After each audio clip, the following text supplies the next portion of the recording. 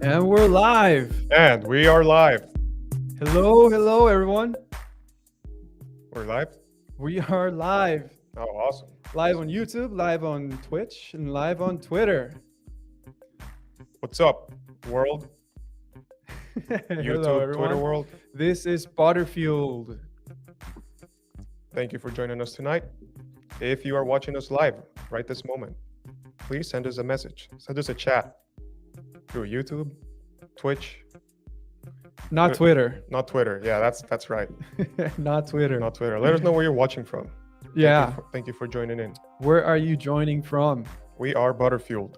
We're Butterfueled. I'm Jay, and this is Mr. Anderson. Anderson. Nice to meet you, Mr. Anderson. Or you can call me Mr. Butter. Mr. Butter. King Butter. Chief Butter. The Butter Chieftain. Lord Butter. Any of those will do. The Young Prince. Prince Butter. Nice. So what is our mission? Our mission. So, if you're watching us, we are from Butterfueled Instagram page. And our mission is to be the #1 advocates for an animal-based way of eating.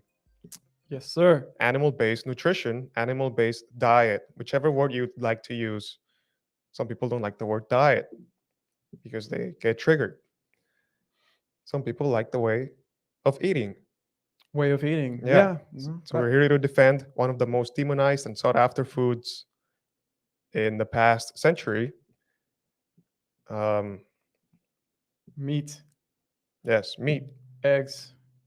dairy, butter. Yeah. Butter is good for you. Hence Butterfueled. Yeah, it's better than any vegetable oil.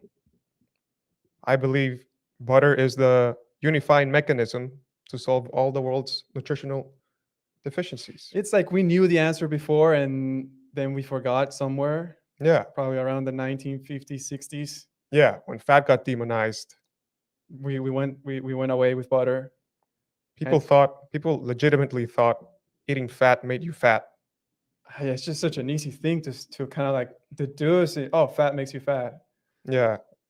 Isn't that funny how Such a- fat demonization became like a trend in those decades? Like, yeah, it was trendy, and then like you'd have like rich upper class people like showing off that they're eating like nutrient deficient like pasta, low fat. and they're like flexing because it's low fat and healthy. And now you have people who are like demonizing other foods, right? Like this whole war on carbs. What if this is just like, War on carbs. You know, Interesting. what if this just ends up being like how people demonize fat? What if we demonize carbs Yeah. too far? Just You ban carbs. Yeah, like it goes the wrong way. You know what I mean? It Yeah. goes Well, too far. Like carbs, Yeah. carbs need someone to defend them. yeah. And those are the vegans, I think. Those are super carbohydrate Yeah, addicts. we're not gonna defend carbs on the show, though, are we? I don't know. Should we? Should we defend carbs? Is there a reason to defend carbs? Some people like them. I won't deny that there are some carb sources that are tasty. I don't know. I don't know. I feel like carbs have had enough support for too long. They had their chance. Yeah, I think the last thing we need is to be supporting them any further, Yeah.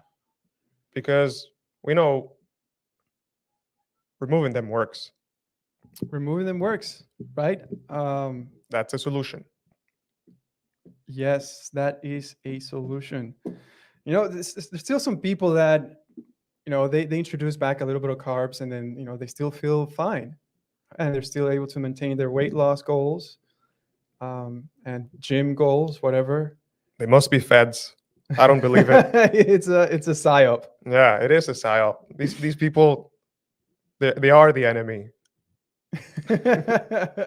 They've infiltrated all communities, all health space communities. Controlled opposition. Yeah, Those controlled who opposition. Oh yeah, carb car- defenders are definitely controlled healthy. opposition. Carb defenders are controlled opposition. Yeah, yeah.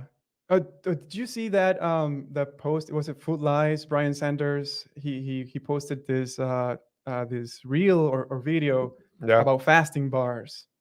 Oh my God. Yeah, yeah. I think we shared that post. Oh yeah, we shared it Yeah. on the story. Fasting bars. Yeah, so I think it's crazy that people are this product came to market, right? How can something called fasting be introduced as food?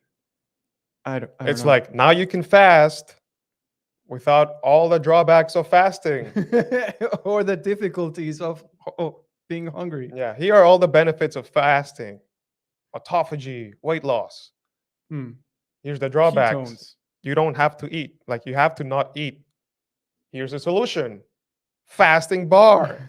Now you can eat a fasting bar and fast. Ah, It's ridiculous, yes, it is pretty ridiculous. but people will buy it.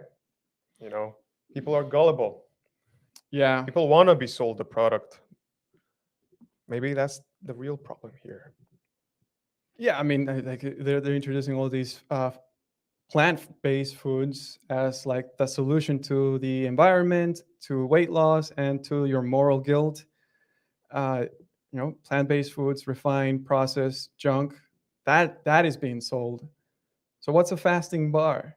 It's just another product in the whole fake food matrix. Exactly. It's controlled opposition. Whoever made the fasting bar is a federal agent. please don't bust through our door, FBI. Um, yes. So we have in front of us some merch that you can get on our store at butterfueled.com. Can they see it? Can We they have see some it? hats. So we have our Make Butter Great Again hat. Again, butter is the unifying mechanism by which we solve many of the nutritional gaps that have been left over from the fat fear-mongering days. Butter is a good source of vitamins A, D, E, K, the fat-soluble vitamins in their animal form, which is their most bioavailable form. Nice. It looks like you love butter. Butter is better. It makes everything delicious, and it's even lower calorie per tablespoon than olive oil Olive oil. or any other fat for that reason. It's the richest dietary source of butyric acid, a short chain fatty acid touted for its benefits to the gut microbiome. Butter is Wow. great. Wow. Now you can show other people how much you love butter by buying our merch.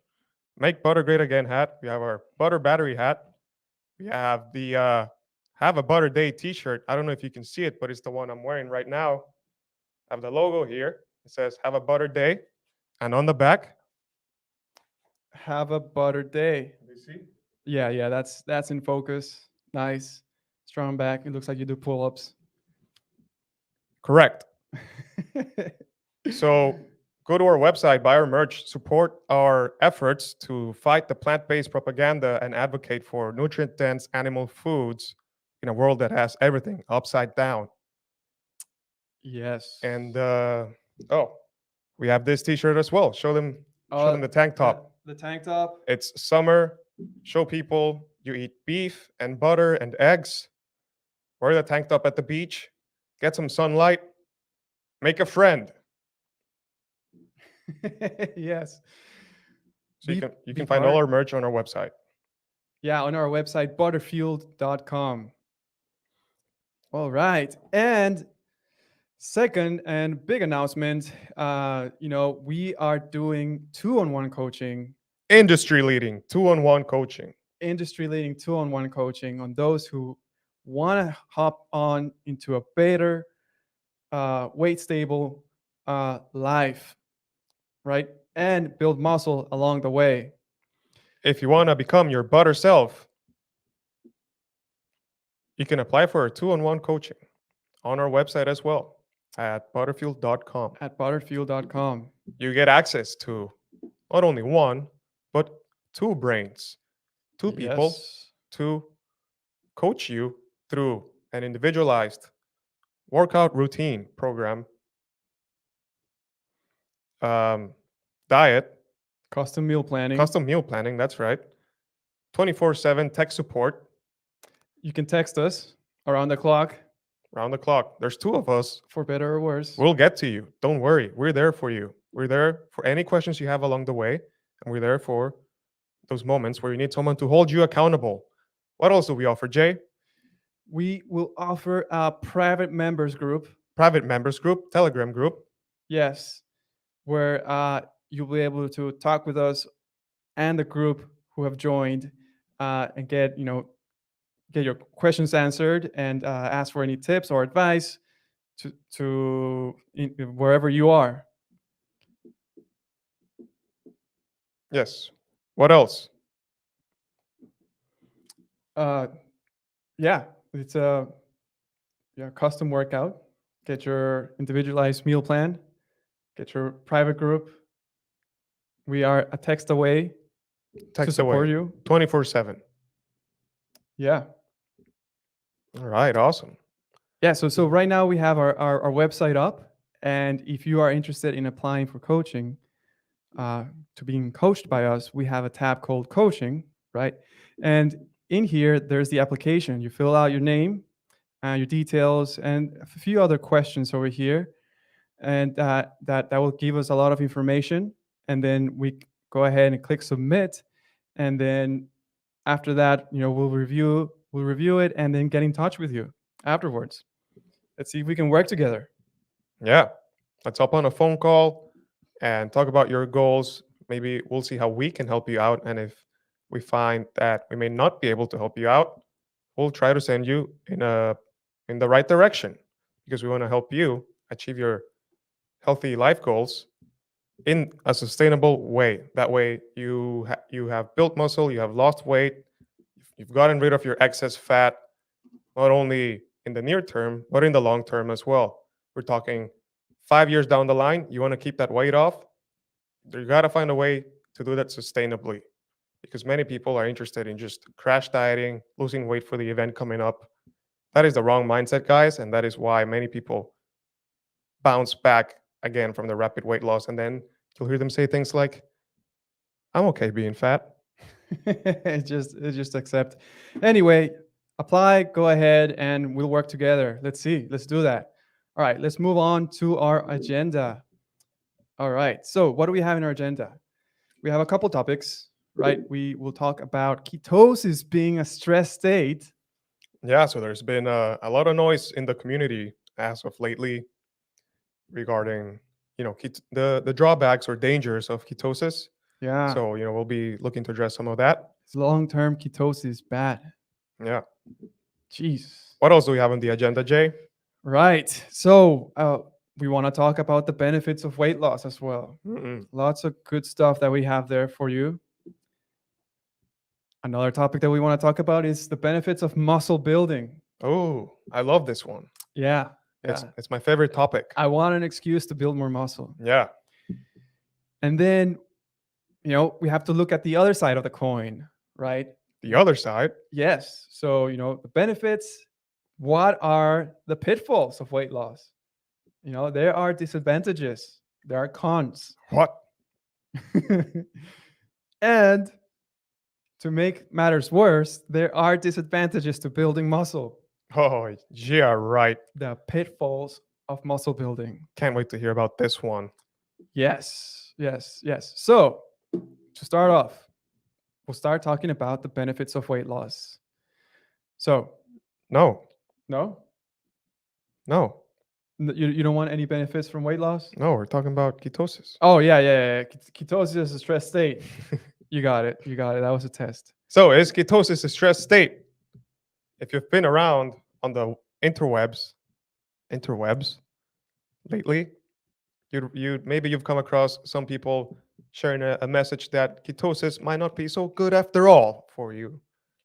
You know, all those benefits that you might have seen or others have seen on ketosis, like, improved body composition, loss of excess weight loss, reversal of type 2 diabetes and other metabolic syndromes like that. People Mm. improve their lives in every aspect imaginable by every metric measurable. So they start feeling good.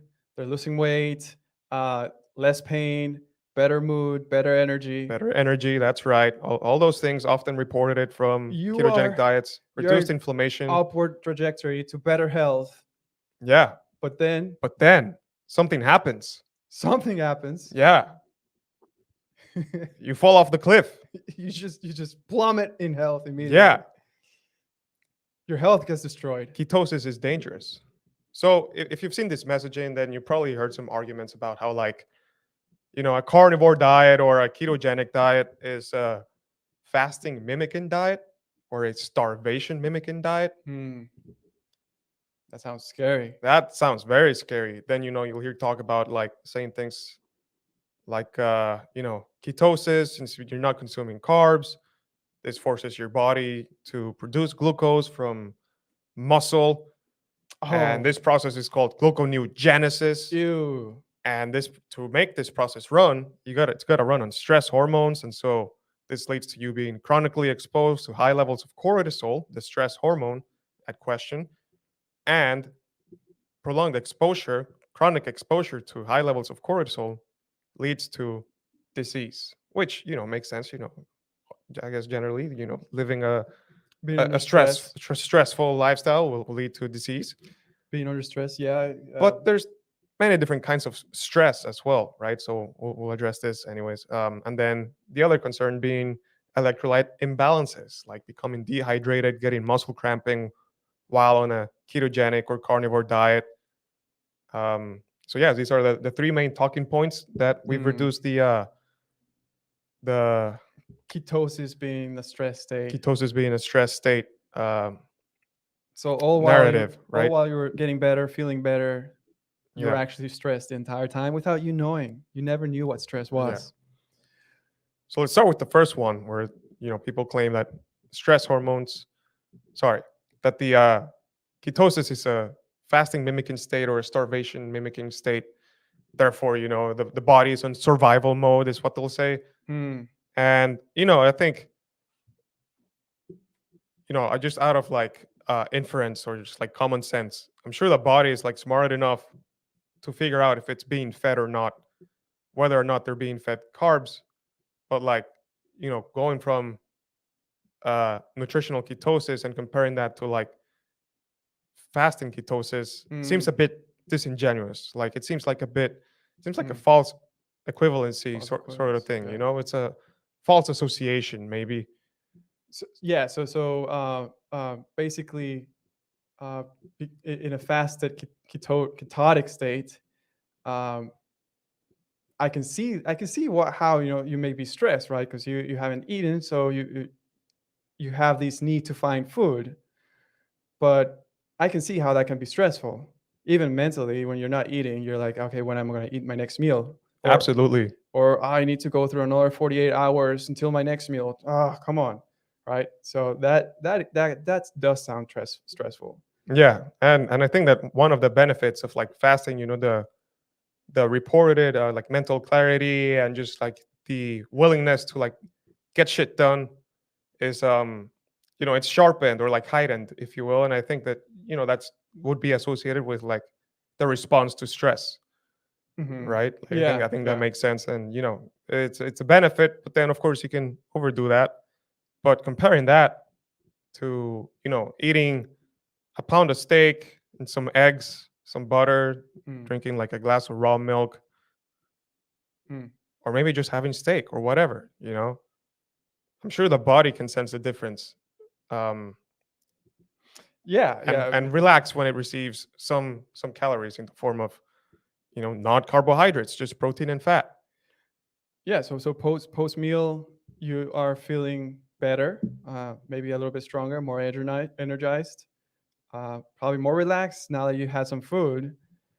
So, but you've maintained the stress that you've had all along. Yeah. Interesting. So I think it makes more sense to say that maybe, maybe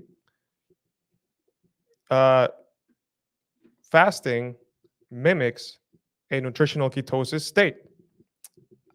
Flipping it. I Yeah. see. How do we know that's not the case? Right, right. Because it's a lot of it is ketone production. Yeah. Did you know babies in their early stages of life are in mild ketosis despite breast milk not being a ketogenic food in For, terms of the micronutrient proportions? yeah, yeah. Because it does contain carbohydrates almost like equal parts in Milk calories, milk calorie does have wise. carbs. Yeah, Yeah. but they're still in babies are still in ketosis. Yeah, they're in mild ketosis. So how can you say, so how do we know? How do we get to the bottom of it and say like, oh, this one state is the right human state? Interesting. Which one came first? Ketosis or the egg? Ketosis or the egg. Yeah. We're chasing chicken.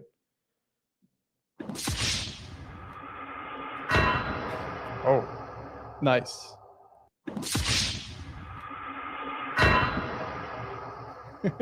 that point has been wasted.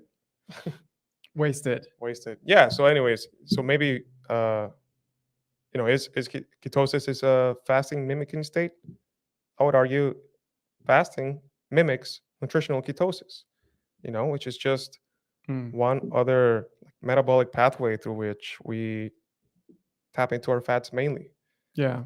And it's just a disingenuous comparison to say. Like, I mean, it's a matter of framing, right? Like you can frame it that way, or I could frame it the way I have, and I'm not saying one or the other is right. I think I'm saying like maybe we just don't know if it's inherently stressful, but and equating nutritional with not eating it's not the same. Like our body has ways to measure like energy absorption. Like for example, every time after you eat, your insulin rises, even if you're not having Yes. carbohydrates. Yeah. So that's signaling your body that it needs to store away the nutrients, it needs to store away the fats, and it needs to do things with insulin and glucagon. And then there's going to be like other hormones at play, and who knows what's going on in the human body.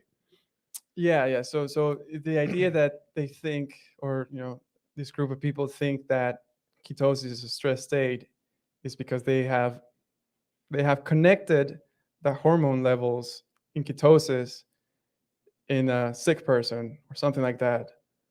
Am I saying it right? Oh yes, that's right. Like when they reference studies, you'll see them reference like these papers that are talking about like sick patients who exhibited this profile of Mm, hormones. So it's just something as simple as, oh, like you were sick in the hospital and your cortisol was raised. Like, I mean, mm, yeah, there's only so many things your body can do, but uh, generally, like these people who are sick, they have a complete different health profile, right? I mean, they're sick. They probably have some form of insulin resistance. They probably have some yeah, form of metabolic syndrome. It's not the same as someone who has actually improved their lives in every aspect, like through the body recomposition, excess fat loss, increased muscle mass, as you tend to see when you eat a high protein diet. Um, so yeah, it just doesn't make a lot of sense.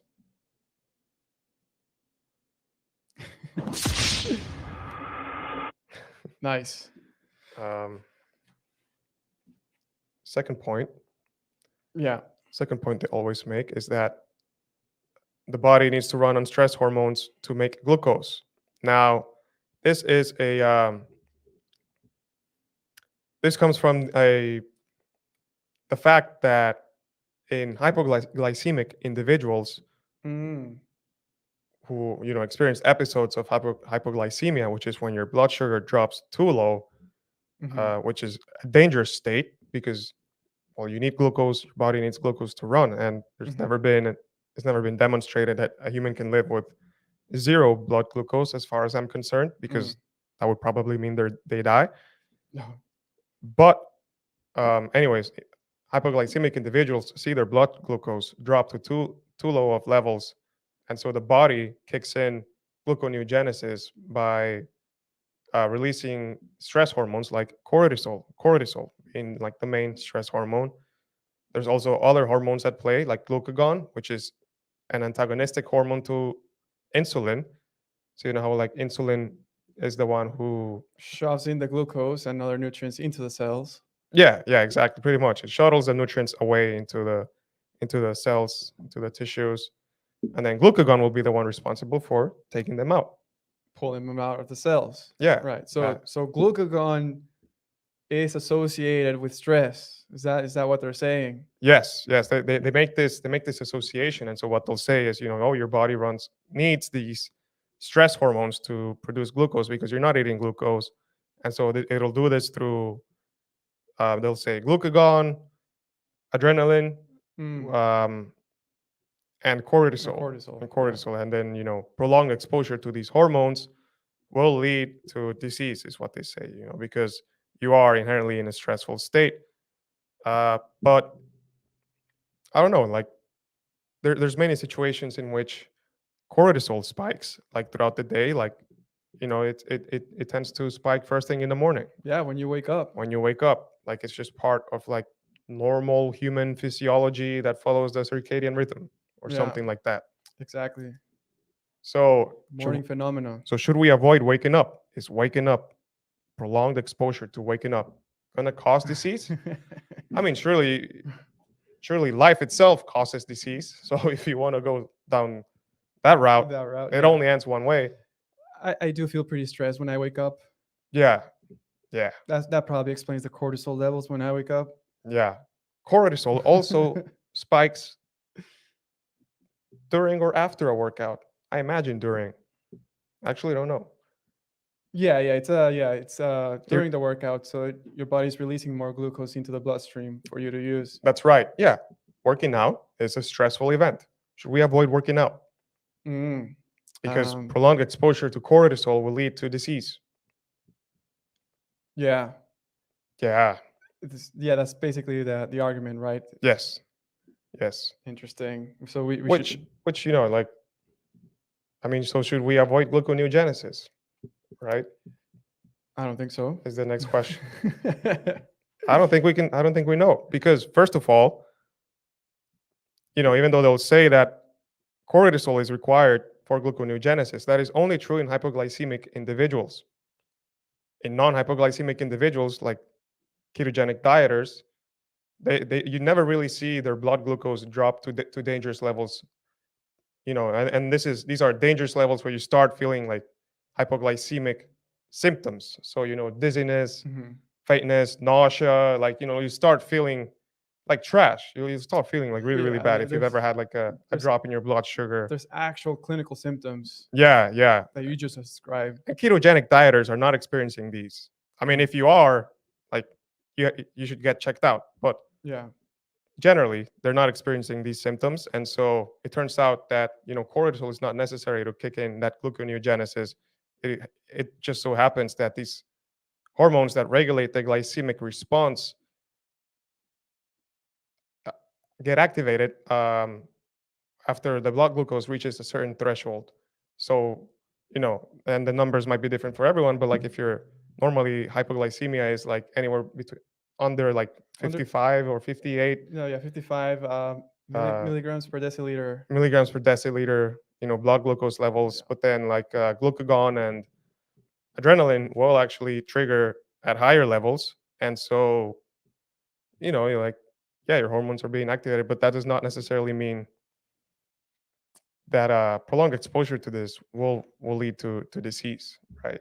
So long as you're doing Yeah. all other things right. Yeah, exactly. Exactly. So you can experience some level of symptoms if you're actually going through all these uh, stresses. Right. Makes sense. Makes sense. Then the next point Point number is 3 is they'll always address the electrolyte imbalances. Mm. So, cramping and like palpitations, which are all signs of uh, electrolyte imbalances. Like mainly the first one that depletes is sodium. Sodium, Yeah, salt. salt. And so, Love salt. one of the things you have to learn when you start cutting out carbs, one of the first lessons is that you need to start adding way more salt to your food, A lot more. a lot more salt, Be because generous. yeah, liberal amounts of salt. Because, well, first of all, it's most likely the scenario that you're cooking all your meals, so you'll have to put in the salt yourself. Mm. If you're eating out, if you're someone that eats junk food, eats processed food, you're already consuming lots of sodium that is just added. These are the high sodium foods that are actually bad for you. You'll find them with seed oils and refined wheat flours and whatever, and maybe just a few grams of beef. That's why beef is bad. Um, but uh, anyways, if you're not eating out, if you're eating junk food, you have to put the salt back in. Salt is necessary. Sodium is a very important electrolyte. We need it for, it helps a lot with like muscle contractions and yeah, lots of biological, biochemical processes in the body. Like, it's a key nutrient. yeah, it is a key nutrient.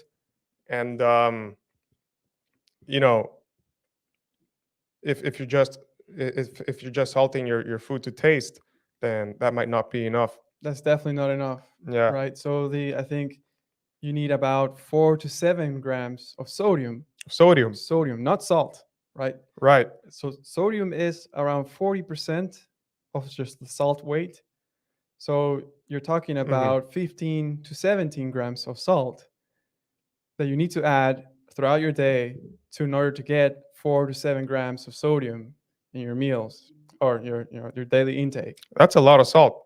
That is a lot of salt, especially if you are in a keto state, right? That's right. Right, because insulin helps shuttle that sodium, it helps preserve that sodium. So if you're consuming carbs, you're preserving that sodium. But without carbs, you kind of get rid of sodium more easily. Your cells let go of sodium more easily. You either start sweat it out more, or it just kind of goes through. Right, You pee it out, um, right. or get rid of it pretty easily. So you need to be adding a lot more salt to avoid all these electrolyte imbalances. Because if you're low in sodium, it creates like a trickle down or downward spiral of loss in Yes, that's right. If you become depleted in sodium, like due to excess sweating or just not consuming enough sodium, then you'll start depleting other minerals as well, like potassium and magnesium.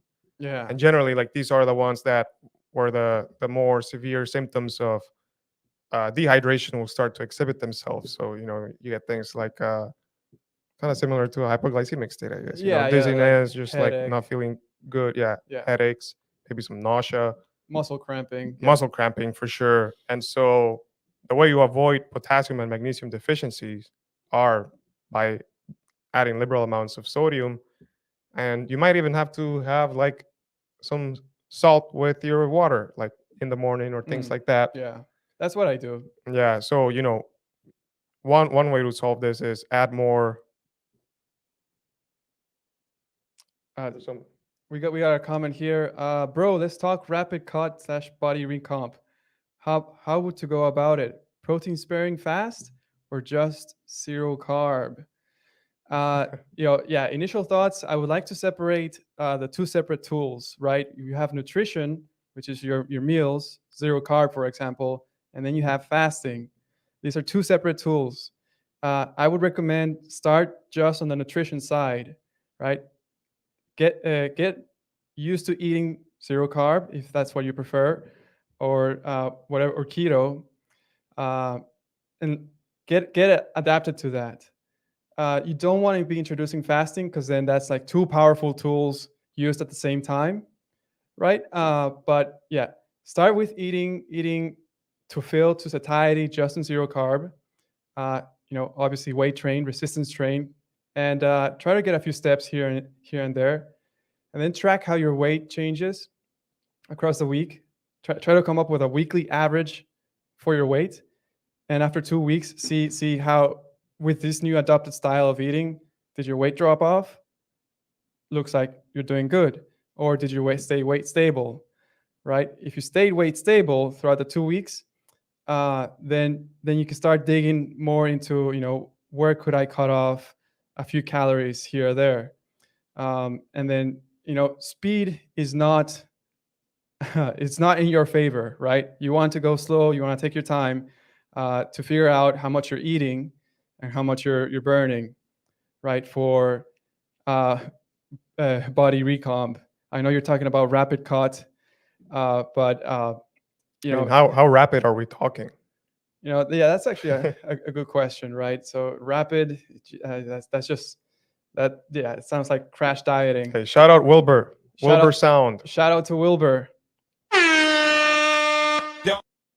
Where are you watching from, man? Let us know. Type in the chat where you're watching from. Shout out to you, man. Thanks for tuning in. Yeah, yeah, And if you have any further questions, let us know. Just how rapid, like you mean? yeah. I mean, Rapid sounds like crash dieting, and it's yeah, a guarantee that you're gonna bounce back to where. we're never gonna tell anyone to crash diet. Yeah, Like so, we're just not. If you want to fast, that's on you. so a hard no on rapid cut. I'm sorry. Yeah, just not a fan because you want to you want to recomposition your body as you want for the long term, right? Because say you get there and then you didn't plan it properly, you lose all the progress you made really quickly, man. So, you know, Yeah, make sure you're squatting. yeah. Don't skip leg day. Don't skip leg day. Yeah. All right, thyroid. So yeah, we were talking about sodium. Um, Wilbur is saying, what is he saying? Adelaide. Adelaide. Just a keto dude exploring animal based, understood on slow and steady recomp. Nice. Yes, I know it's the hard path, but the hard path yields. Where is Adelaide? Adelaide? Adelaide. I've never heard that. It's you're supposed to say it like Adelaide, or Oh, that's I don't know. is that an exclamation mark? Can't see too well with my blue light blockers. Biohacking. Oh, the red light, the red colors. South Australia.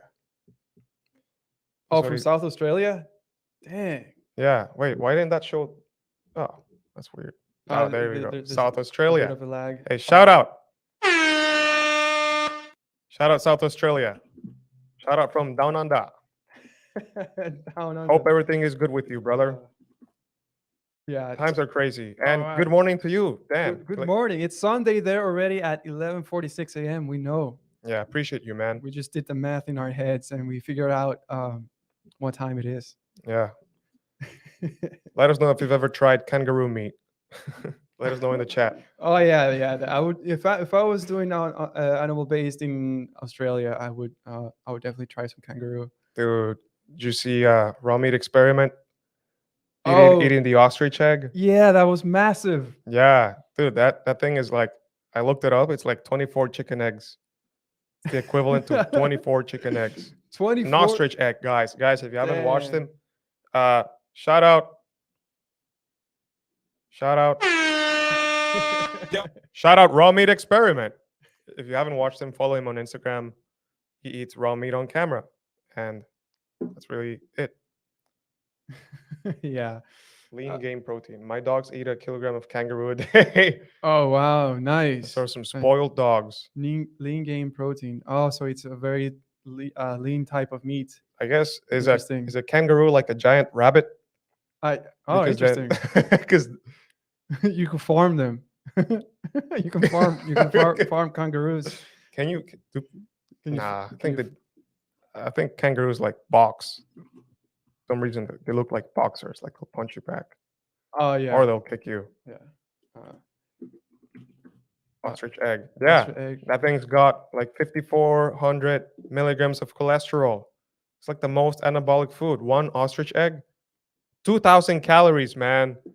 Like that could be split between you and me, or we could have one each. Oh, it's only $30 to eat a massive egg. I mean, I think if you have one egg of ostrich, that you're pretty much done eating for the entire day, right? Yeah.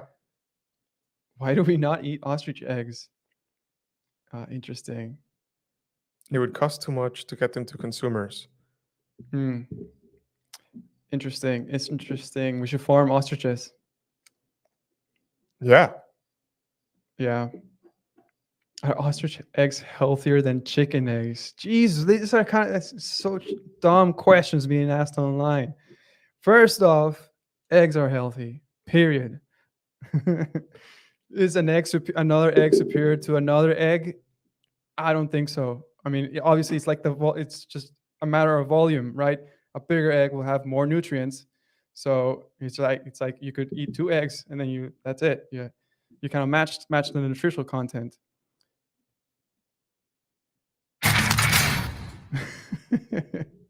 Gear up. Eat some Interesting. eggs. Shout out Interesting. eggs. Eat more eggs. Oh, look, Man, it's we're gonna get an ostrich egg, that's for sure. yeah, we're gonna get some backyard ostriches. Oh. Nice. There's ghosts around here. Anyway, yes. Anyways, back to the electrolytes. So we said electrolyte imbalances. These are one of the commonly reported issues Yeah, with on being ketogenic diets. in a stress state. Yeah, and electrolyte imbalances can lead to obviously muscle cramping and other problems like thyroid dysregulation, and like other things start malfunctioning when you're not consuming enough minerals. So best ways to avoid that is one, eat liberal amounts of salt, and Get your salt in. yeah, so use lots of salt, like way more than before. You got to put the salt in. You might have to drink some water with salt. Like, you really want to make sure you're just having a lot of salt. And number two, have at least one big protein meal. So big protein meals will raise your insulin. And if there's one thing that these people say that is correct, the people who are warning against ketosis, is that insulin is a very important hormone, and we need its function Yeah. for our daily survival, right? Like it's Yeah. only it becomes a problem when there's insulin resistance developing. But those are two ways, and then you don't really have to buy any powders if you want to. No supplements. If you want a potassium source, you can eat some pork. Pork is higher in potassium generally. Pork is high in potassium. Yeah, Yes. and cream of tartar. Bacon. You can use bacon. Oh yeah. Bacon, you can eat bacon. Cream of tartar We is have. potassium bitartrate or something like that. It's Mm. just an ingredient used for baking. Like it's the leftover product of it's a byproduct of winemaking. So Oh. it's not like It's not entirely animal based. but it's not like it's not a synthetic thing, I guess, right? Oh So yeah. Like something created in a lab. yeah, um, Yeah. yeah. So there goes the three things. So Uh, yeah. I guess we don't believe in keto being a stress state, right? That is just you're looking at the wrong things and coming to the wrong conclusions using bad data or bad inputs per se. Garbage in, garbage out. And the garbage in is that you're looking at the stress hormones wrongly, and um, that's how you come up with a garbage conclusion. yeah, All right. yeah. Next point or next discussion topic that we want to talk about is the benefits of weight loss. Weight loss. Yes. Is it for you? Weight loss for me? Yes. Yes. I would like some weight loss. I'll have some weight loss too, sir.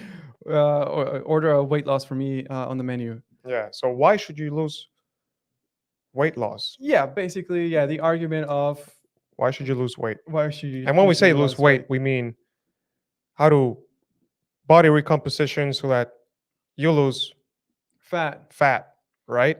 Exactly. And You just don't want the scale to move down Yeah. at the cost of muscle. So that's what we mean when we say weight loss. I know people get picky about that. I mean, the fastest way to lose weight would be to cut off your leg Exactly. or fast, but don't do either of those. Yeah. That's right. I said it. So, what are the benefits of weight loss, Jay? Yeah. So for example, there's a lot of the risk of disease or any disease or a lot of diseases these days goes down, right? So risk of diseases goes down, right? How does this happen? So you're Well, saying you're more likely to get sick if you're fat? yes, exactly. I think that's fair. I mean, I think that's a fair thing to say. I'm not saying it's necessarily fair, but Yeah, it's an observation, right? Because you look at biomarkers like your blood pressure, right? The higher the right. blood pressure, the more likely you are to get have a disease or get a disease. Your higher triglycerides means you're also more likely to be in get a disease or be in a disease state, Yeah. right? Probably as a sign of insulin resistance, right? Exactly. And then insulin resistance is also a biomarker that you can track to see if you could be disease, you could get a disease or be diseased, right? Or another biomarker is fasting blood glucose. Uh, you generally lower blood glucose is associated with a healthier human. Yeah. Healthier glycemic control. Yes, yes. If your fasting blood glucose is high, then that probably means something is not functioning optimally in your body. Hmm. So your glucose is not being disposed properly. Yes. So yeah, those are some biomarkers that you can look at to kind of tell you if you have higher risk or lower risk of disease, and how do you improve all of these through weight loss. Cool. All right. So, Another benefit of weight loss, point number 2, yes, more energy and better mood. more energy, better mood. That sounds pretty good to me. Yes. Um, actually, uh, we're talking about the benefits, right? So I want to point out that here I'm going to show this. Um, this paper that says diagnosis of obesity and the use of obesity biomarkers in science and clinical medicine. So this kind of supports our point of looking at the different biomarkers that we laid out. For example, obesity itself kind of being a biomarker, you could say, just by measuring BMI. How about waist circumference? That is also another biomarker, I right? think we should pay more attention to waist circumference, or like to some ratio. Waist circumference to your neck or something like that. I'm sure you could determine a cutoff measurement, a cutoff index number so as to determine whether you are out of shape or not. Yeah, yeah, Very easy to measure. You yeah. can measure the whole population and then have a good estimate of what percentage of the population is sick. Yes. Oh, interesting. So Right, something's happening to our lights. Oh, it looks dark over there. Yeah, it does look dark. Nice. What happened? How would that ever Oh, happen? do we have the remote for our light? These lights have remote? Oh, they're probably not plugged in.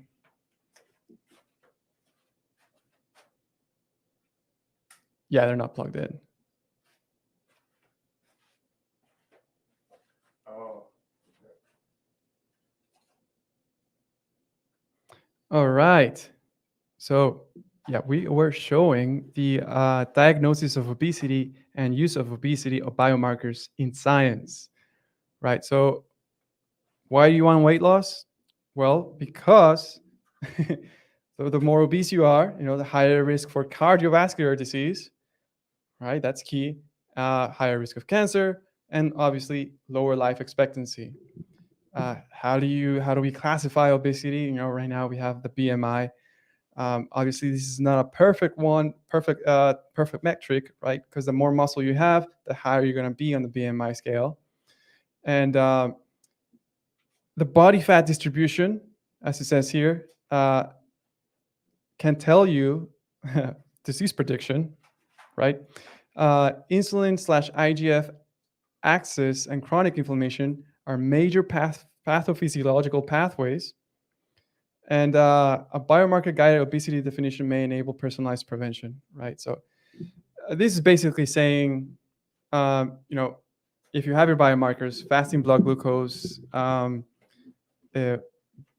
glucose, blood pressure, triglycerides, waist circumference, those kinds of stuff will tell you, uh, your risk of disease. Let there be light. Nice, great manufacturing of light over here. Another benefit of weight loss, is So number 3, we're number 3. yes, number 3. Reduced environmental footprint. Save the earth, lose some weight. It's Exactly. that simple. So The more obese you are, the bigger your environmental footprint. It's really as simple as, well, one, you consume more resources, and not just in food, but actually the obese, they comprise like the majority of people who are receiving sick care. I mean, health care. So they are a burden on the system, and as we know, healthcare itself, hospitals, medicine, doctors and clinics, and all of this industry that saves lives, saves lives and everything, but they use lots of materials. Like, man, if you've ever worked or if you've ever been at a clinic and you see just how many plastic materials they use, all the machines, Yeah. all those buildings, a lot of resources get used. a lot of resources, yeah. And so, by losing weight, improving your risk of all disease, improving your energy and mood, you're a more productive individual. It will reduce your environmental footprint. Whether that should be a goal that we're all searching out for, I mean, well, I guess yes, but in good, reasonable ways that we can, and not in like the globalist perspective where they want to, you know what they want to do, Yeah, some funny stuff over there. depopulate the world, but Not funny stuff. not funny stuff. And one of the best ways you can reduce your environmental footprint is by, I guess, supporting your local farmers. Yeah. Yeah, absolutely.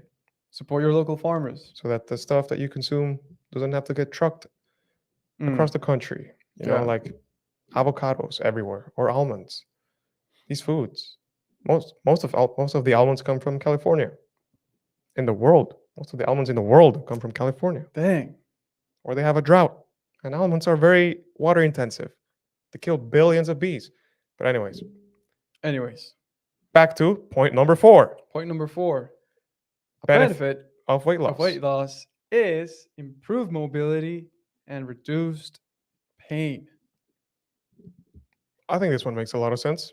Yeah. So obviously, you don't have something in the way of tying your shoes or something in the way of putting on your socks, or something in the way when you're trying to shower yourself and clean yourself. Yeah, you just don't have that excess weight on you. Exactly. Imagine, depending on how much excess weight you might have, that could be anywhere upwards of 20 pounds, 30, 40, 50 pounds. In some people, the heaviest I've ever been, 230. I am, Wow. on a good day, I'm 5'10". But like, I hover around 185. I clocked in at 188 this morning, I think. Oh, nice. Yeah. Nice. But I hadn't pooped, so um, You got some weight building up. so I'm sure I took a 3-pound stool. Nice. But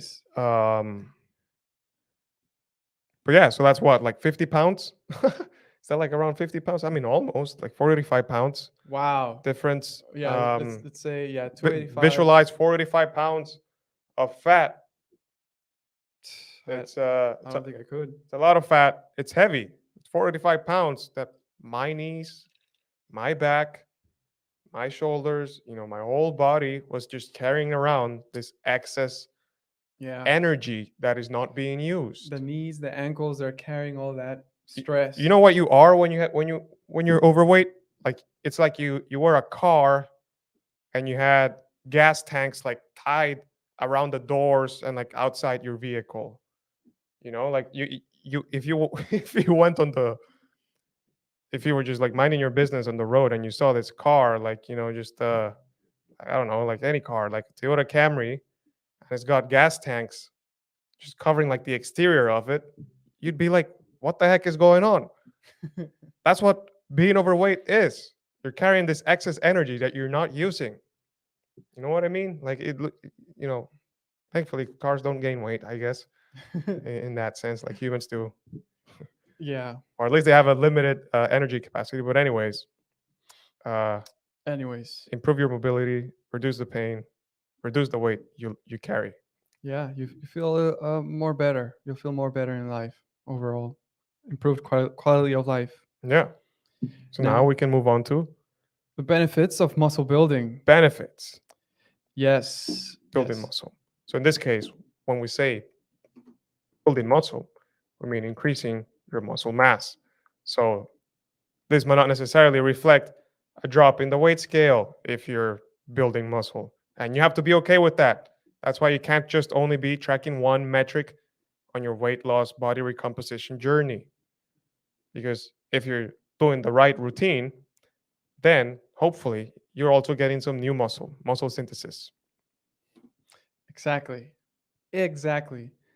Focus on building muscle. And a benefit of building muscle is increased insulin sensitivity, right? Oh, So what does that mean, right? So we have a paper over here that talks about, we highlighted a section over here that says skeletal muscle mass is an important factor in glucose and energy homeostasis, and it's positively correlated with skeletal muscle insulin sensitivity.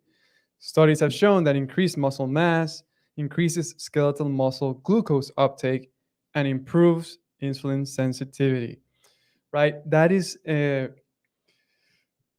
kind of a recent topic too, right? Where they're saying that keto is bad for you because you lose insulin sensitivity or whatever or whatnot, right? There's several types. There are two types of insulin sensitivity, right? There's muscle insulin sensitivity and fat cell adipose tissue insulin sensitivity, right? When you train, regardless of weight, you make your muscle more insulin sensitive, right? And the more muscle you have, that means you're creating a bigger sink where glucose can be disposed or uptake, as they talking here, right? So you can store more glycogen the more muscle you have. So that is a benefit of muscle building. excellent. So muscle is like this organ that you can train that will help you become less likely to develop insulin resistance, because by the very virtue of increasing your muscle mass, you are increasing your insulin capacity, right? In a sense, like Hmm. your capacity of storing glucose, which is handled by insulin, right? Exactly. Exactly. Cool. You got it. So muscle is awesome. Build more muscle. Build more muscle. The other benefit is improved bone health. Oh my god. This is really important for old people especially. Yeah. So, right. So as you age, right, there's something called sarcopenia. Right. This is an age-related, involuntary loss of muscle and strength. You lose muscle, you lose the strength associated with that comes from that muscle. Right. Um, Yeah, this can make you more likely to develop osteoporosis, which is exactly. where the bone itself becomes weakened. It's a mineral loss in the bone. So, how can you protect yourself against these issues? Build more muscle. Exactly.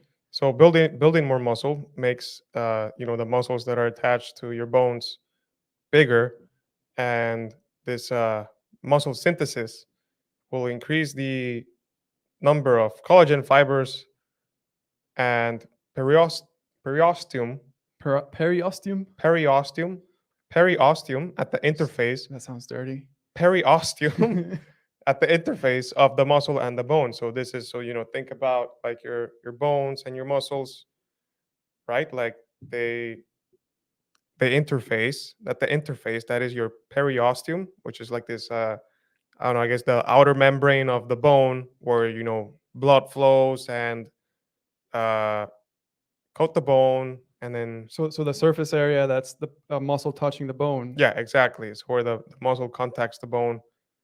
Um, it increases collagen fibers, which increases the capacity of your bones to heal, and your bones are always in flux, right? Yes. Um, oh yeah. Here we Oh, have here's the paper, the right? paper of the interaction between muscle and bone. Training your muscle improves bone health, which is what we're trying to say over here, Hmm. right?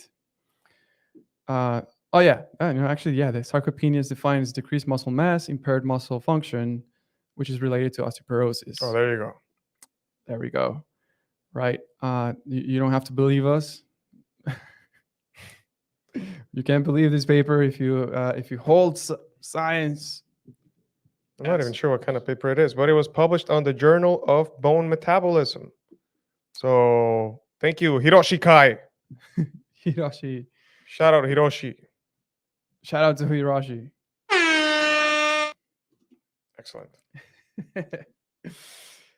And yes, so yeah, we're talking about um,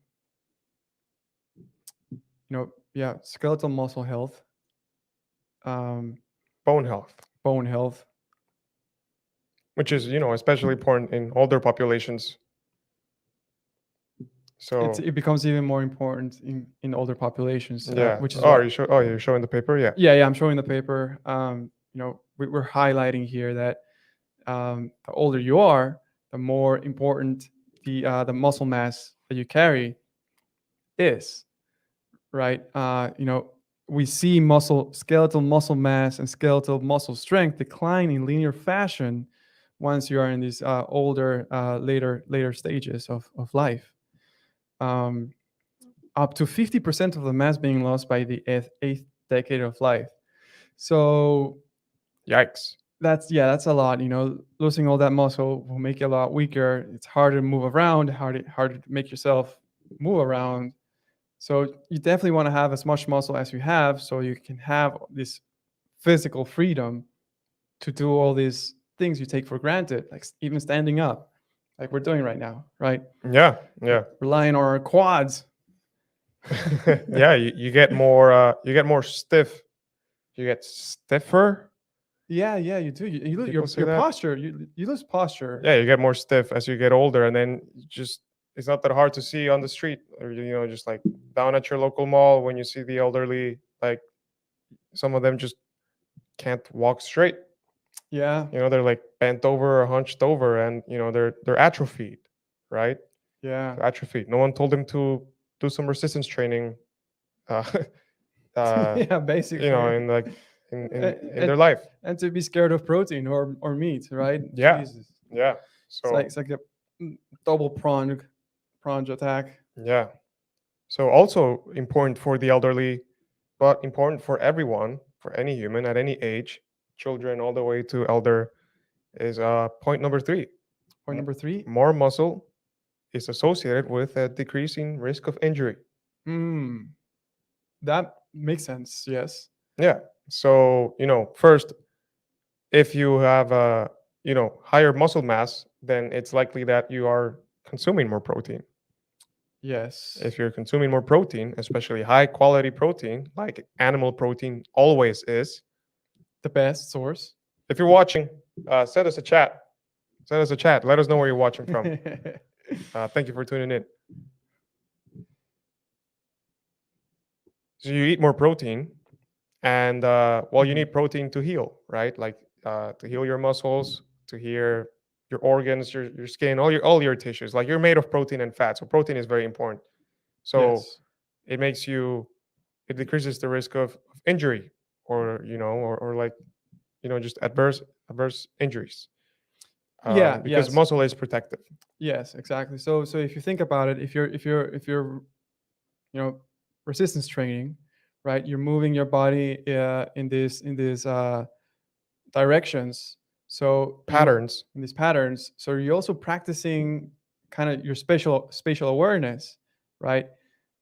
With improved spatial awareness, when you trip, you're more likely to kind of catch that fall or kind of stop from falling or stop from twisting your ankle, right? Because you're better. You have better spatial awareness, Yeah, and and in the case that you actually fall and hit the ground, you have the muscle you're to more beefy, you're more beefy.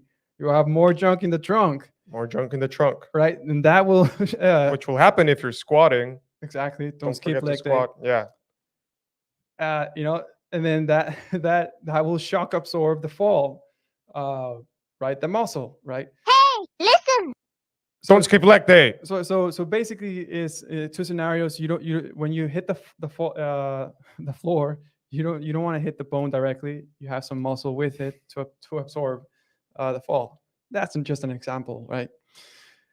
Uh, Yeah, so decreased risk of injury, decreased risk of like breaking your bones because you have stronger muscle, stronger bones, increased bone density, mhm, things like that. And, yes, just having more muscle, yeah, have yeah. more muscle. Point number 4: protective for longevity.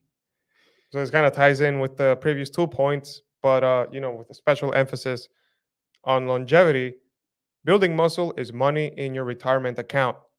I can't stress this enough. Building muscle is putting money in your retirement account. Oh, That way, the older you get, the less you can worry about things like your physical health.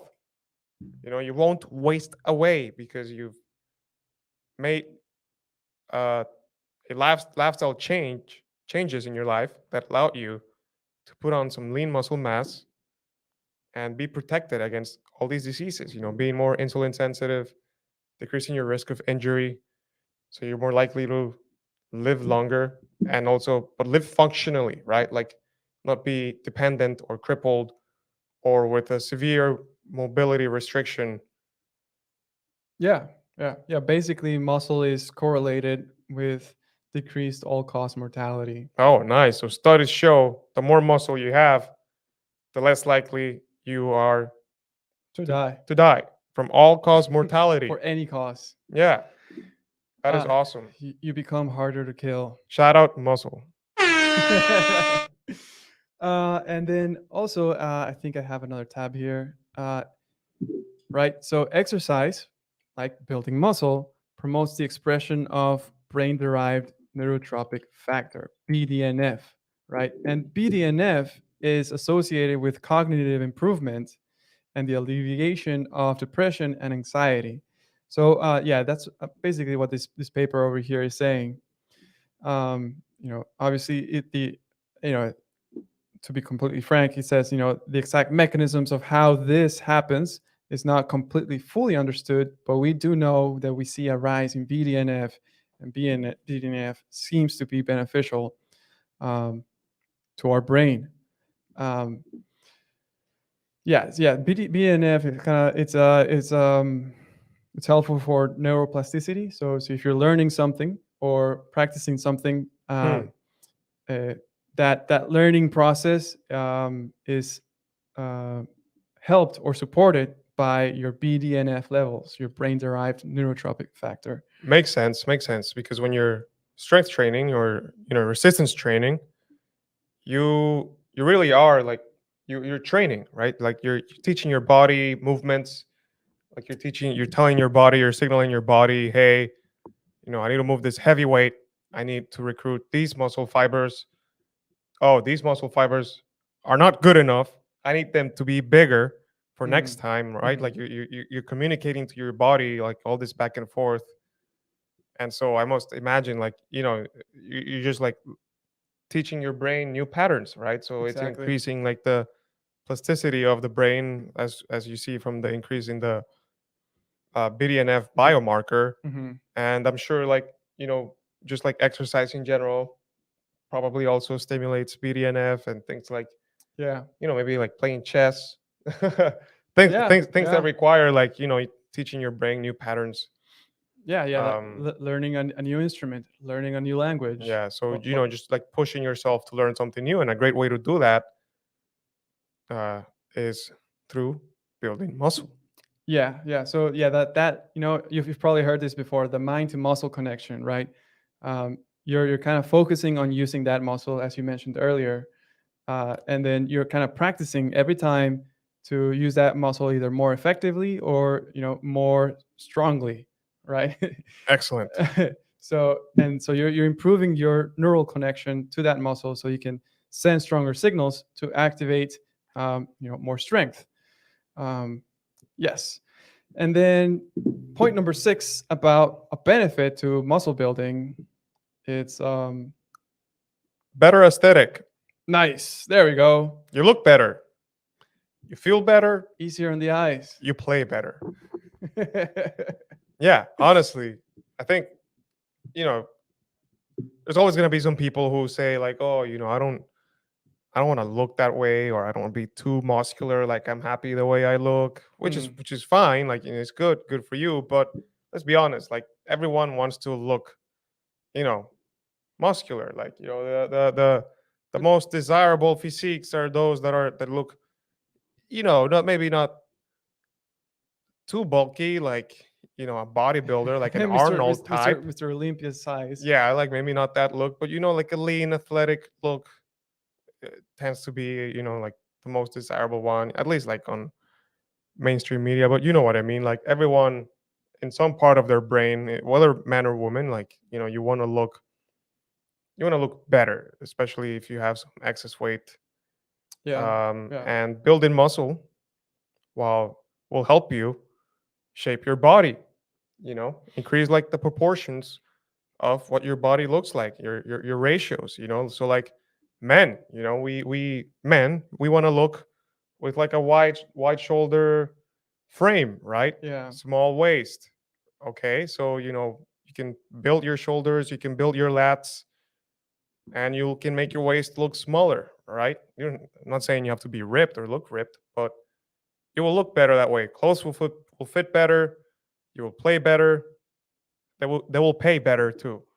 If you're a woman, you probably want to go for that big butt look. It's trending. It's very popular. Like, I mean, you can't go on Instagram without like someone showing their ass, and then getting like millions of followers for it. But Yeah, that's those sort of aesthetics are the ones you can build by building muscle. yeah. And people will always say like, "Oh, I just want to look toned," but really, what you want to look like is just muscle and a low body fat percentage. So, and one of the best ways to achieve a low body fat percentage and that athletic look is muscle. Yeah. Yeah, and we just went through the list of all the health benefits of building muscle. So if you look like you have muscle, you are the person who sees you has this intuitive understanding that you are a healthier person, right? Because the benefits of weight loss and the benefits of muscle are visibly communicated when you when you have more muscle on you, that's visible, right? Now, to Now, the dark side, the dark side of weight loss. dark What? side, Yes, the pitfalls. man, what the heck? What are you on about? Yes, there are pitfalls to weight loss, right? So, if you are on a weight loss trajectory, Hmm. right, you could lose muscle mass. Oh my God. So, all the benefits that we just talked about scratched out. Scratched out. Yes. That is not desirable. I thought the more muscle you have, the more fat you burned. So if you're losing muscle mass in your weight loss, you will be burning less fat. Not good. Not good, right? So, try to be smart on your weight loss. Know when to stop, know when to give a break, get a break, and know when to continue, right? Don't go just straight months on end weight lossing. Yeah. And so, one of the ways you can minimize your loss in muscle mass when losing weight is making sure that you eat adequate protein, an adequate amount, an adequate high quality source, like any animal protein is. Exactly. So, Exactly. Another pitfall of weight loss, point number 2, right, is feeling like that over there. feeling like The poop emoji. I mean, yes, you have a smile on you, but um, Yeah. So what? So you're poop. yeah. So what do you mean by that? So when you're losing weight, you're gonna feel suboptimal, or you're gonna feel bad, right? Why? Right? Because you're not eating enough. Because you have to cut off that excess fat. So you're gonna be nutrient deprived. It's gonna be harder to hit your macros, right? In the big picture of things, your intake of nutrients it's lower, right? And lower nutrients will make you feel not as good or as this poop emoji over here. Yeah. So one of the most common caveats that you'll hear bodybuilders talk about when they're going on a cut is the risk of developing nutrient deficiencies goes up Mm. because they're you're intaking less food, and so this is why bodybuilders tend to advocate for pushing supplements like multivitamins. So take your multivitamin, take your minerals, take these pills when you're cutting because your risk of developing nutrient deficiencies goes up. Ask any bodybuilder; they'll tell you. They'll tell you. Yeah, So when this is one of the advantages of a high animal protein diet, like the carnivore diet or an animal based diet, is that it is a very nutrient dense diet. You're eating very nutrient dense foods, high in vitamins and minerals. So your risk of developing any nutrient deficiencies on this way of eating is very low compared to like purposefully diluting your calories, thinking that you need to eat potatoes to cut during a cut. And so, another thing is like you want to make sure your macros are optimized. Um, Depending on how you feel, especially on an animal-based approach, like are you having enough energy, right? Whether in the form of fat or if you choose like carbohydrate from food, fruit, or like your clean carbs, so-called clean carbs. Um, so are yeah, you getting enough energy or are you eating too lean? You gotta dial that in so that you're not feeling like crap. exactly, exactly. So, point number three, pitfall of weight loss is you're stuck on it. You're stuck on losing weight for too long, right? I see a lot of people make this mistake. They base. I've seen people who are like on a weight loss journey that's lasted like a year.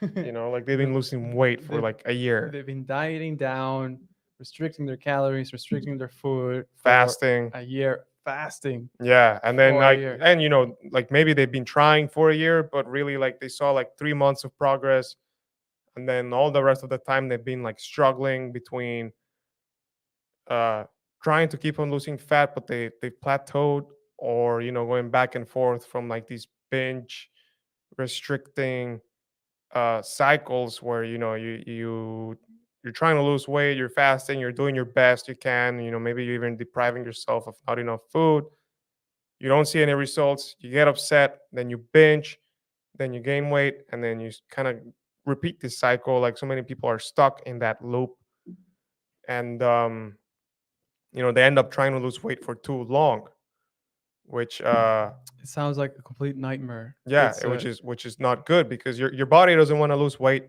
year long. Your body doesn't want to lose weight, yeah, right? And then this can lead to the fourth pitfall of weight loss, which is tanking your metabolism. You know, the reason why your weight loss might be plateauing mm, is that after you've tried to after you've been trying to lose weight for a long time, is that you've tanked your metabolism. So your total energy expenditure, the bulk of your energy expenditure, is determined by your basal metabolic rate. Uh, and this will adapt depending on your intake of calories. So there's one drawback of pretending calories don't exist is that you might be under consuming calories, but you wouldn't know because you're not tracking calories because someone told you calories are not real. So as a result, you might end up under eating, or you're trying too many things. You've restricted too much. Your intake is too low, and you're tanking your metabolism, which means it's easier to gain weight, which is eating a little bit more, and it's going to be infinitely times harder the longer you go to keep losing weight. Exactly. Exactly. Right. And then the other pitfall is of weight loss is you don't have an extra strategy. So, you reached your goal weight. What happens now? Right? You only know how to lose weight. You don't know how to maintain that weight. Did you learn anything during your weight loss? Right? How are you going to get back to eating enough? Right? A lot of people get to their weight goal and then they just gain it back. Right? The ideal strategy is to reach your weight goal, maintain it effortlessly forever, sustainably till the end of time, right? But you only know how to restrict and get there. What happens next? Do you stay at that level and then just that's the amount of food you're gonna eat? No, you need the right strategies so that you start eating back to normal, right? The other pitfall of weight loss, Pitfall number 6. pitfall number 6, is you know we talked about this earlier, insulin sensitivity. Right, when you're losing weight, you're also increasing the insulin sensitivity of the adipose tissue, the fat cell. Right, because when you're losing weight, your fat cells are shrinking. They're letting go of that energy, and now you're lean, now you're cut, now your fat cells are ready, are primed to take it back in, because that's what they do. Remember, your body doesn't want to lose weight. Exactly. After you've lost weight, it's very easy to gain it back. Yeah. Easy weight gain. Easy weight gain. Easy weight gain. So you need the right strategy to increase that weight, but make it muscle, so that you can eat more and still maintain the same look, same physique. Yeah. So you can increase your caloric intake at the same weight and increase your basal metabolic rate. So, Yeah. so that you're at a higher caloric intake, higher caloric expenditure, you're eating more, and you're keeping the weight off, which is paradise. Exactly. It's the ideal state. Yes. Then pitfall number 7 is crash dieting, right? Your weight loss, you crash diet. We talked about this a little bit earlier, but you lost the weight very quickly, and that is guaranteed weight bouncing right back up. Yeah, for all the reasons we mentioned before, you know, uh, but this time maybe you haven't been losing weight for too long, but you're trying to lose too much weight in too short a period. So that's making you try these things that you saw online and are very attractive, like fasting, for example. So you get convinced that you have to go on this 3-day binge and then 3-day fast. And then, you know, wow, you lost some weight in 3 days of not eating. What's going to happen when you eat again? Right? Like, did you learn anything? Or, Exactly. or are you just maybe increasing the risk of tanking your metabolism? Exactly. You So know, yeah. So yes, you lost the weight, but you also, as we mentioned earlier, if you fasted for 3 days, you became very insulin sensitive. So, but right? now those fat cells are now primed to gain that weight back up, right? So don't try to go the crash dieting route, right? You need a good strategy. Speed is not your friend in this scenario when losing weight. Speed is not your friend when Don't, losing weight. I yeah, like that. yeah. Don't crash Speed, diet. other than that, speed is always your friend. Speed is generally really good, right? If you can finish a task quickly, good. Yeah, If you can make money quickly, that's good. yeah. When a jet in flight loses its engines, it keeps going forward. Mm. Speed, actually, momentum. But Momentum gained from the speed. if you're tuning in just now, type in the chat. Let us know where you're watching from. Thank you for tuning in. Yeah. Comment on YouTube or Twitch. Yeah, send us a question. Tell us where you're watching from. Now, Yes. Thank you. we're moving on to, we're going to start talking about the pitfalls of muscle building. So, we've covered the benefits of losing weight, the benefits of building muscle, The pitfalls of weight loss. pitfalls of weight loss, yes. And And now we're now- going to talk about the, Pitfalls of muscle building. dude, What?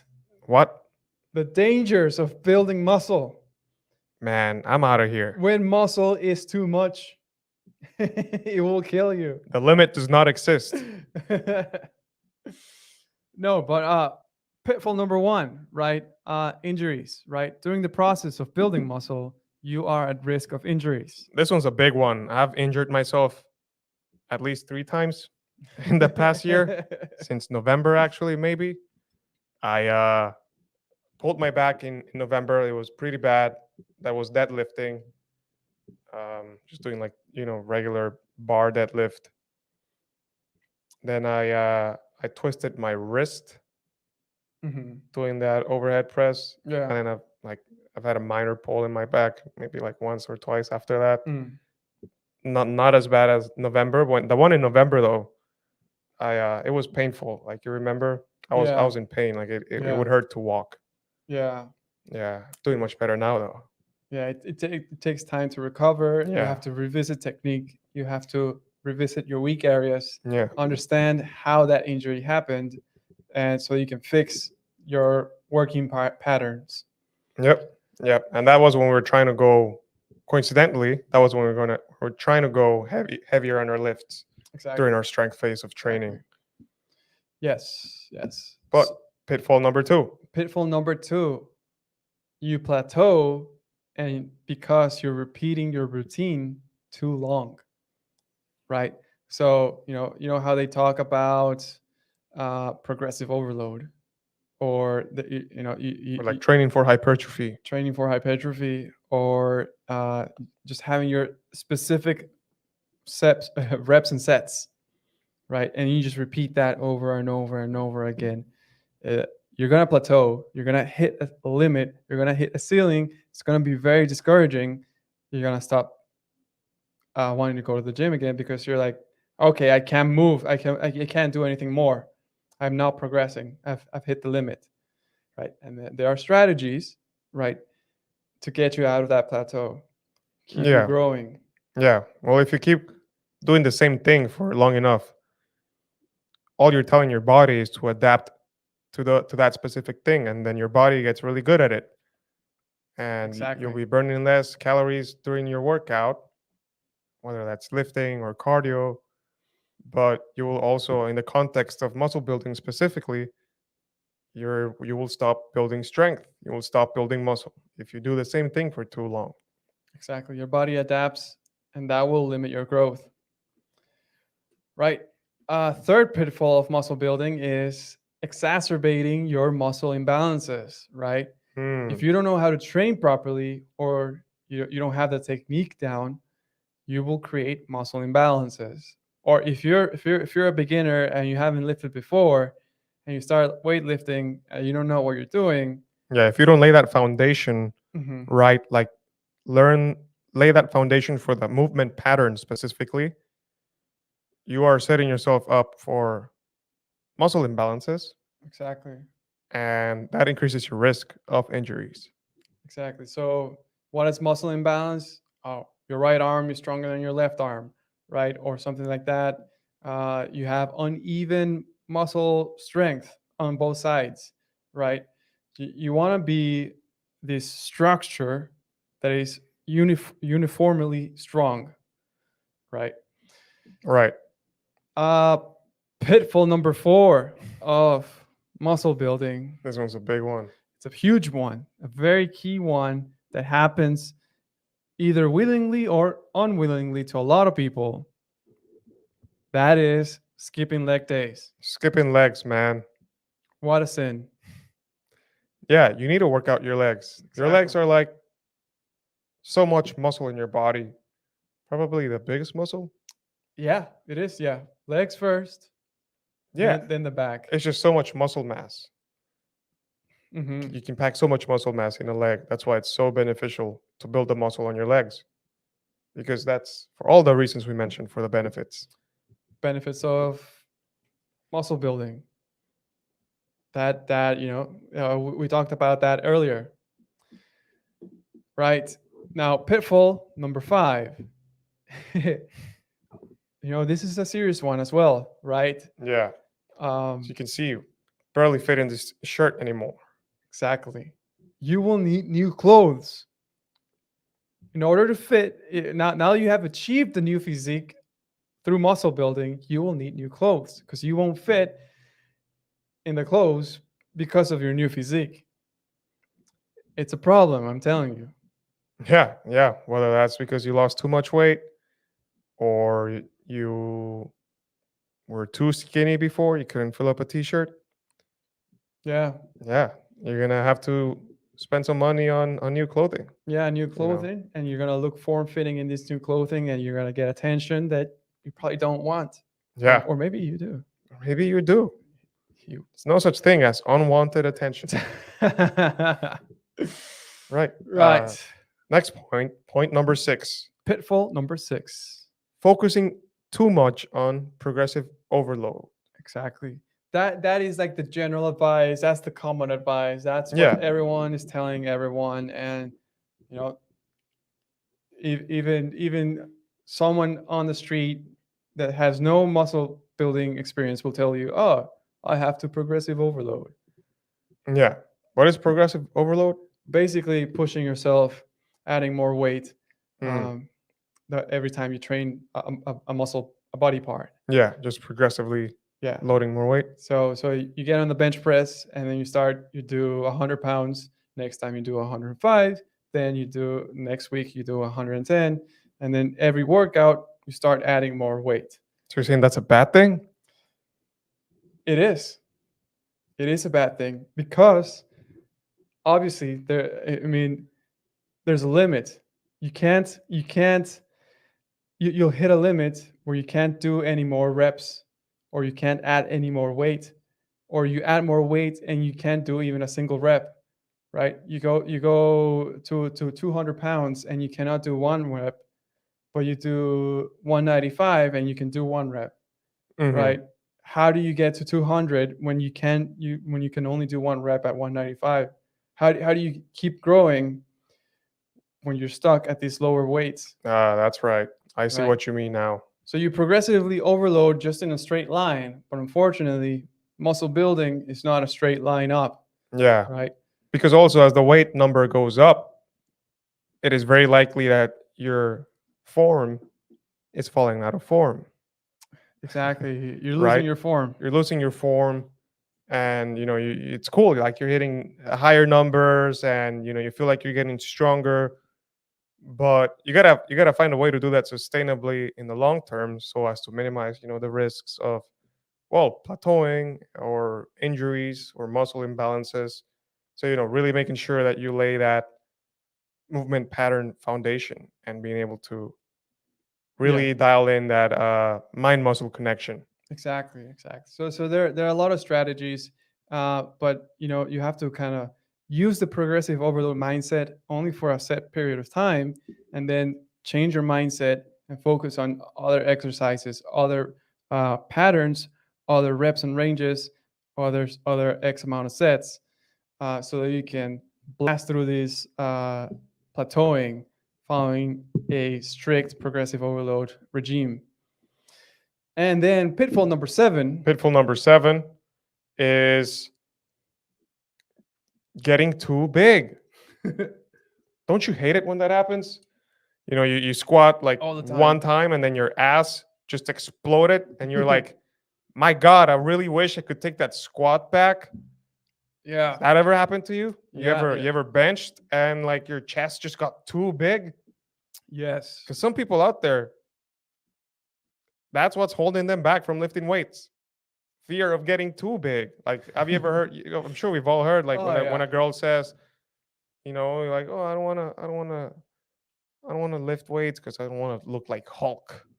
It's like you wish it were that easy. Yeah, yeah. I wish, we have combined 26 years experience lifting, Yes.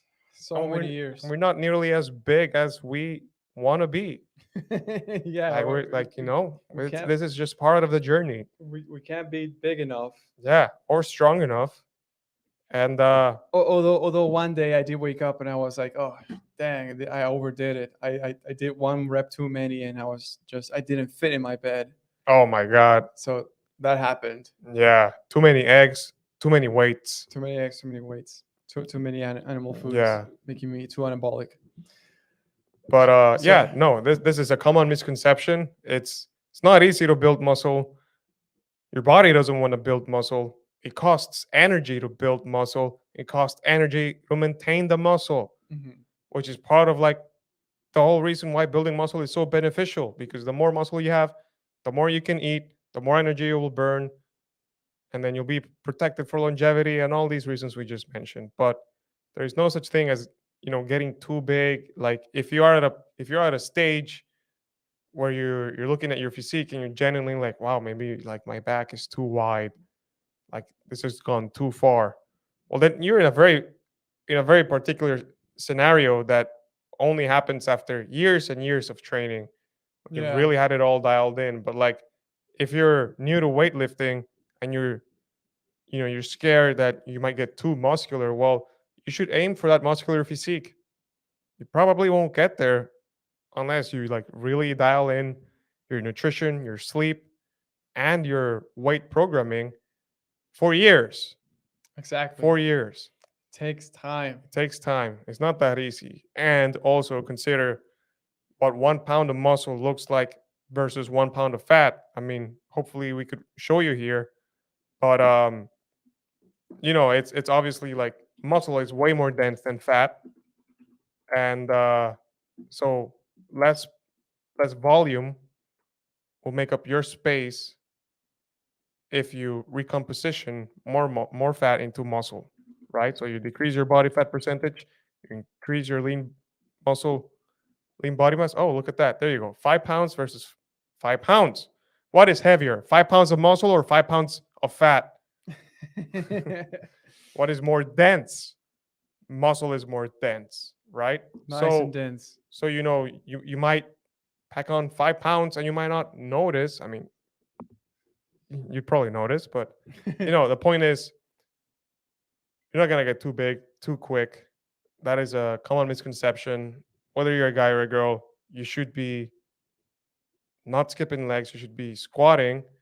If you're guys, don't skip leg day. If you're a woman, don't skip chest day or back day or shoulders or upper body day. You want to build muscle. You want to work out your whole body because you want to build muscle in your whole body. So imagine what 5 pounds of muscle would look like distributed throughout your whole body. You're talking from your calves, your quads, your hamstrings, your glutes, your abs, your lower back, middle back, upper back, trapezius, your lats, shoulders, triceps, biceps, your neck, your forearms, all these muscles. Imagine what 5 pounds of muscle would look like distributed throughout all of these. Really doesn't look like much, So maximize muscle, maximize uh, all the benefits that we just covered, So this wraps up the show, right? Yes, So yes. we So talked about we addressed the common talking points about ketosis being a stress state. We talked about the benefits of losing weight, so like losing excess fat, benefits of building muscle, and then we talked about the pitfalls of losing weight and the pitfalls of building muscle, exactly. because everything should always be evaluated on a risk to reward ratio, right? Yes. So if you need help, right, and if you want to like really nail down this weight loss without all these negative consequences, if you want to build muscle, kind of avoid looking too big, right? You can reach out to us. You can either contact us through email or go through to our website and apply for coaching. Fill out our coaching application, and fill out the form, and we'll reach out to you. We'll book a call. You'll talk to us. Yeah, talk to the both of us. and we'll see how we can help. We want to help. We truly do. We get a lot of DMs, but we can only do so much via text. Let's form a relationship, a partnership. Let's get this sorted out. Yeah, guys, humanity is under attack. The time has come.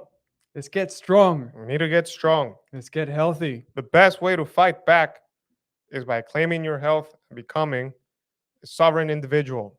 Start with your health. Start with eating more meat.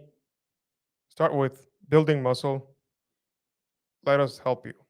Yeah, we want to help. So remember, there'll be 2-on-1 coaching, us helping you. Yeah. Industry leading, unparalleled, unmatched, 2-on-1 coaching for the price of one. We'll build a workout routine, both for you, so you can achieve the goal that you want: more muscle or more weight loss. Without any of the pitfalls of muscle building Exactly. or any of the pitfalls of weight loss. Exactly. And we'll also give you a custom meal plan, right? Maybe you're a beginner, intermediate, advanced, carnivore. Maybe you don't have the time to calculate how much you should be eating in order to achieve these goals optimally. We'll do that sort of thinking for you and help you through that. Yeah, custom to your needs. Whether you have a busy schedule or you're someone that doesn't like repetitive foods, we will make it custom for you and your lifestyle. Exactly. So that it's very easy for you to adhere to, but also to teach you the tools and behaviors that you can implement, when we're not there.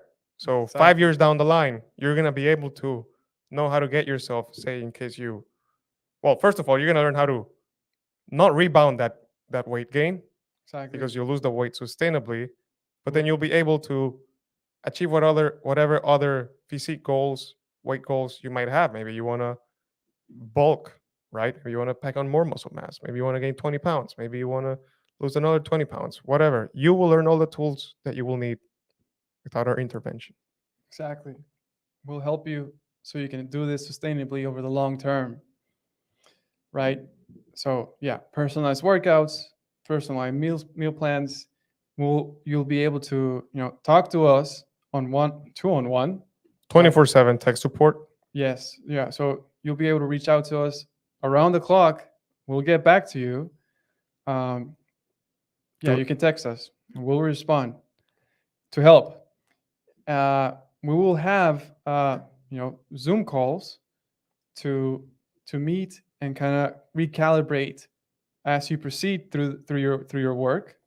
We will also create a private member group where we will do a bunch of cool stuff together for members only. Yeah, a community of like-minded individuals with like-minded goals. Exactly. Yes. And and we'll do weekly live Q&As as well with the community. Mm-hmm. So we're always there for a resource, and then we'll teach you about all the mistakes that we've made in our 26 years combined, so that you don't have to make them. Exactly. So thank you. Thanks for watching. I really appreciate you joining, and thanks for watching another episode of Butterfueled Live.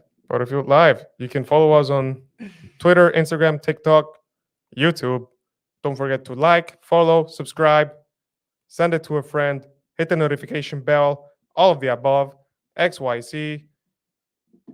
Much love. Much love. Thank you, guys. Thank you, fellow humans.